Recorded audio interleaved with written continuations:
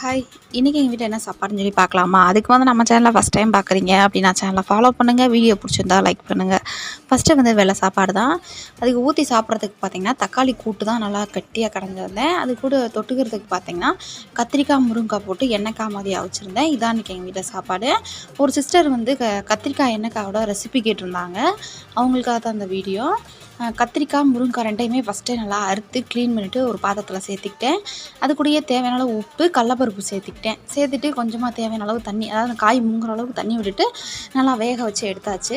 எடுத்து வச்சுட்டு அதே பாத்திரத்தில் இன்னும் கொஞ்சம் எண்ணெய், கடுகு, கருவேப்பிலை போட்டு நல்லா பொரிஞ்சதுக்கப்புறம் பச்சை மிளகா நடுவில் கீறிட்டு இந்த மாதிரி சேர்த்துக்கோங்க. சேர்த்து நல்லா வதக்கிட்டு அது கூடயே நறுக்கி வச்சுருக்க வெங்காயம், கருவேப்பிலை போட்டு அதையும் நல்லா வதக்கிட்டு அந்த வேக வச்சுருக்க காயை சேர்த்துக்கோங்க.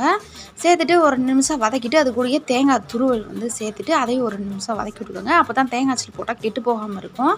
கத்திரிக்காய் பொரியல் ரெசிபி.